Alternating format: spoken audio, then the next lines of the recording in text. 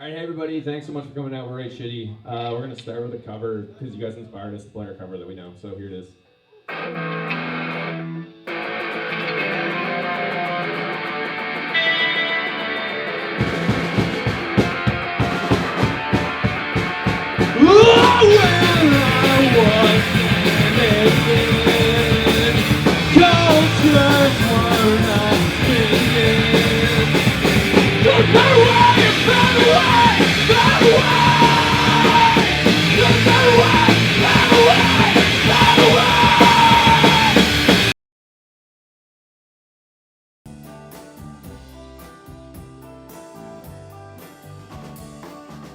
My name's Julia Wright, and I'm a lifelong St. Johner and a big fan of Taco Pica. The first time that I ever heard of Taco Pica was when I was a kid, kind of growing up in St. John in the late 90s, early 2000s. The thing that I first heard about it was that it was a workers' cooperative, which at the time was something that St. John did not have. It was a totally new concept for this place. And it was founded by Guatemalan immigrants, Santos Rian and Flor Brigel. And they basically created the restaurant as a collective. They wanted to hire other new immigrants. They wanted it to be a gathering place for people in the community. And that's what they did.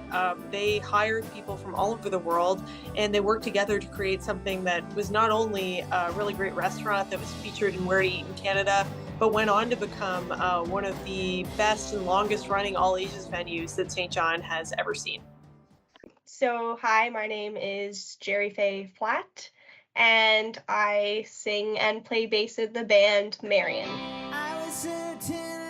Yeah, it was St. John just had, the best DIY scene when I was growing up there. I don't know much about it right now because I've been in Fredericton for so many years now. But oh my gosh, I just have such a soft spot in my heart for St. John and for Taco Pica specifically. It's sad that Taco Pica isn't a venue anymore.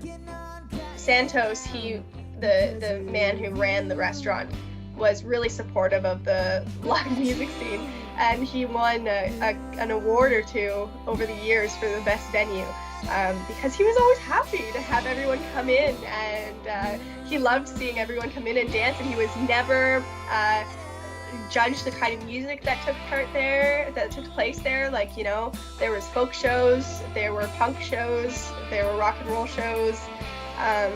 Anything you wanted, it could happen at Taco Pica. My name's Hayden White. I'm a musician from the St. John, New Brunswick area. I've been playing music for many years. The bands that I played at Taco Pica with were cassette tapes, Dash Talk. I've even played some of my solo stuff there. Definitely the biggest thing I miss about Taco Pica is the whole culture and the vibe, the DIY attitude, the whole, it was very much a local thing, it was very community driven, and it was a lot of fun, man. It was so much fun, very welcoming, very I miss it so much.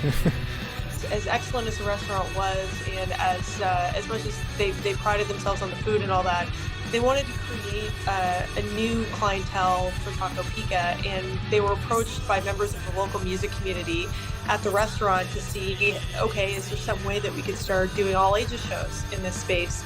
And since they were already set up with a PA, they had all the gear to do it. Santos, in his never-ending kind of willingness to help out other people and see what would be possible, agreed. And that's kind of how the show started. It certainly wasn't because Santos is a great fan of punk music or loud music or anything like that. I think it was purely just seeing that there was a need for a space that would be open to playing that kind of stuff or having people playing that kind of stuff. And he saw it, he said, yeah, there's no reason why we can't do it. He was open to it. I remember when we would load in for shows, there would be, older people playing acoustic music and stuff, and there's us teenagers coming in with big old amps and stuff, ready to play some loud music. There was no normal. Everyone was sort of there, united by a love of music, and that included the queer scene in St. John. A lot of the bands that rose to prominence in that scene, had queer founding members, and the whole thing really was about allyship and about supporting people regardless of their background. The community mindedness is central to Taco Pica. It's central to that story because it's not about one person who founded a successful business. It's about a community that stepped up to support it also, and what's grown in its place since then. I think that the legacy of this is still felt in terms of the impact that one person can have, but also that the scene can have in concert with someone who's willing to try something new. And that was what Santos was willing to do. He was willing to give people a space, and then the community stepped up to support him.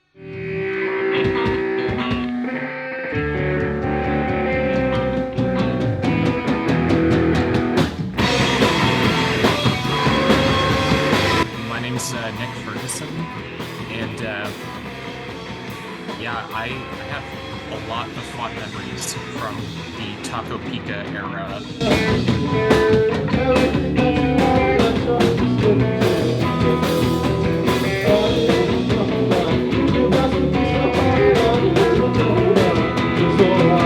Yeah, so it was actually like a really inviting community, because a lot of times the consensus is that like crust punks or just like punks in general are like super abrasive, like super just aggressive people, but it was just a very welcoming community to be a part of, because everyone was so welcoming. Like they it didn't really matter who you were when you went there,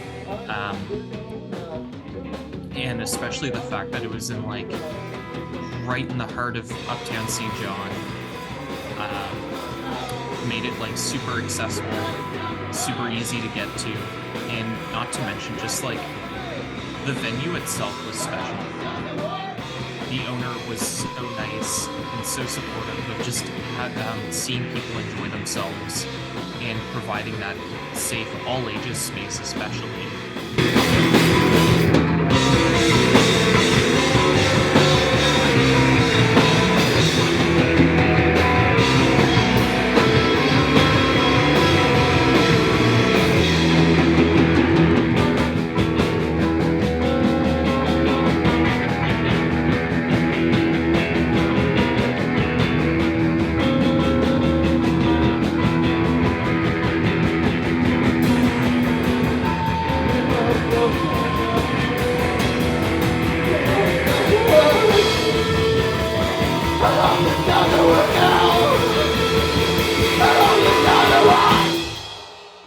Self-expression is important, especially when trying to figure out who you are growing up.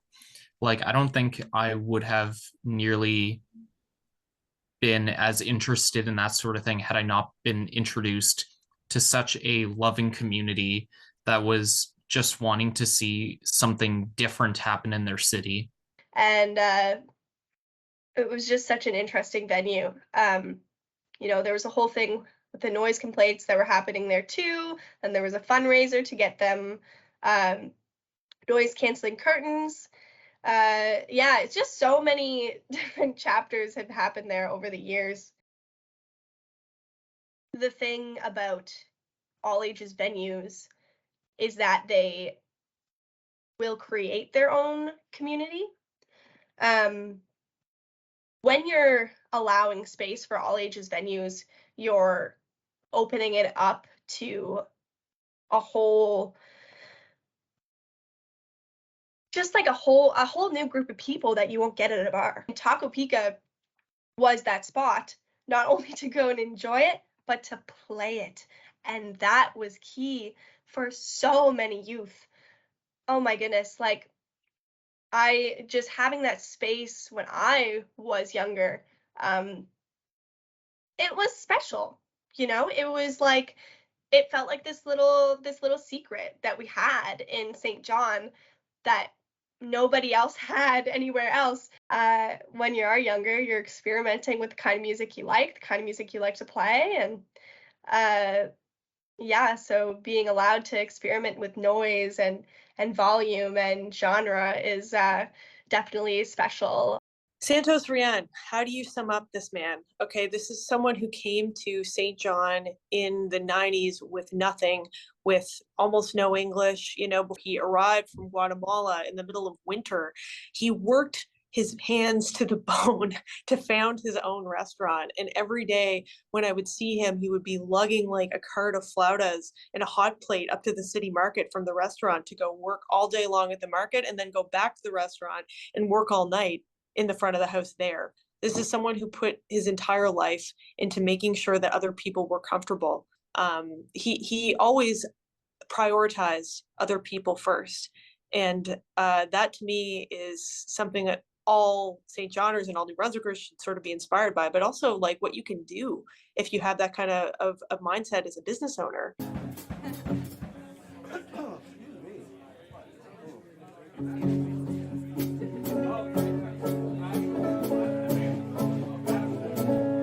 Like it doesn't have to all be about making money. It can be about creating something way bigger than that. And regardless of the fact that Taco Pica closed during the pandemic, it doesn't matter because that legacy is still kind of fueling people and still keeping all of that alive in St. John now. So to me, that's a hero. To me, that's someone that we should all kind of look up to. We always praised Santos for how I don't know, just his attitude towards the community and like his how it's almost hard to put into words, like what he did for so many people. One of the local festivals that used Taco Pica most extensively was Quality Block Party, which was founded by Abigail Smith and Peter Rowan back a couple years ago. And anyway, their slogan for Quality Block Party is "Keep St. John Ugly," which is kind of an unusual phrase for a lot of people, because why would we want something to be ugly?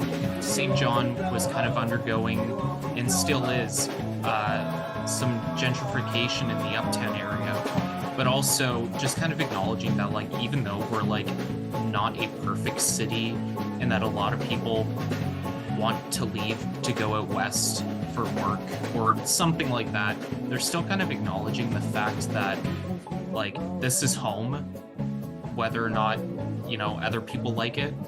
St. John's pretty grungy, and I think a lot of folks are really proud about that. It's a dirty city. People call it the Dirty John. It's a known fact, and people love it.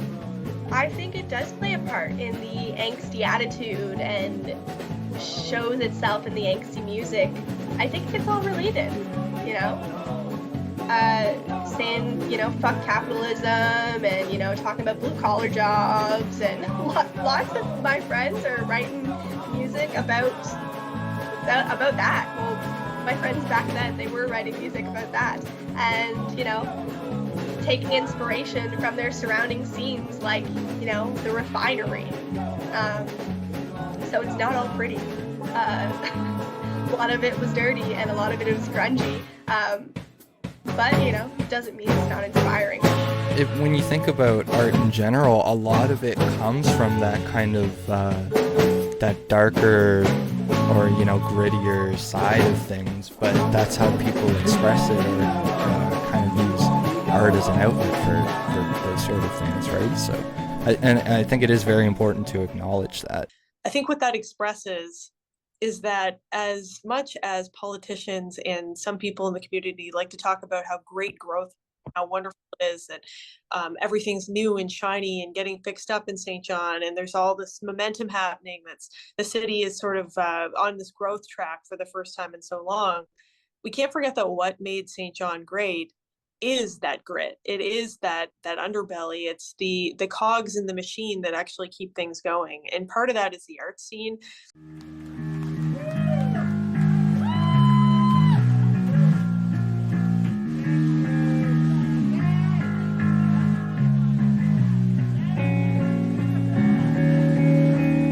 It's not something that people think about as an economic driver or that's going to make everyone a ton of money, but it is part of the essential character of the city, and that is not always pretty, and that's okay. I feel like Keep St. John Ugly summed up the Taco Pica ethos, because it was not pretty in there.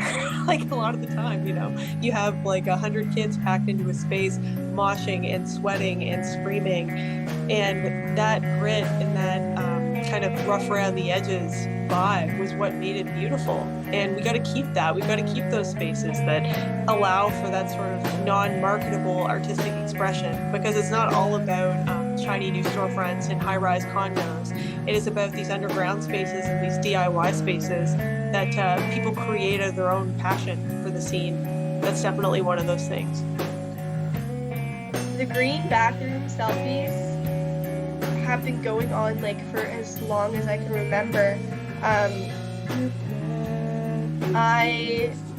It just became like this staple of going to Taco Pica, and everybody would just do it, and nobody ever talked about it.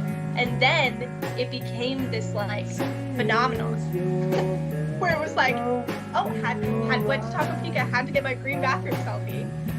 Green is a very odd color to paint your bathroom when you consider the rest of the decor in there. I think it was just a quirky thing and also an iconic thing to say, like, hey, I'm at Taco Pica right now, and I don't really know if there's anything to say about it. The fact that something so, like, mundane or average, I guess, as just the color of the bathroom walls really shows how special on top that place was. Yeah, the green bathroom kind of sums it all up in a way, because that is just such a strange and tiny part of this community that if we lived in Toronto, no one would think twice about. Yeah, there's a Guatemalan restaurant that has a green bathroom. There are a million places like that in big cities, but in St. John, it becomes a touchstone. It becomes something that everyone knows about, that everyone participates in. And it's a lesson, in a way, that it's all about embracing the tiny and maybe overlooked things that make the place unique. It doesn't have to be a big, flashy tourist attraction. It doesn't have to be expensive, but it does have to be something that we all have in common and that we can all access. And so it can be as silly as a green bathroom where we all take pictures, sure, but these are the things that kind of weave our community together. It's a microcosm for the scene in St. John. Just embracing that weird strangeness and celebrating it, even if other people don't get it at all.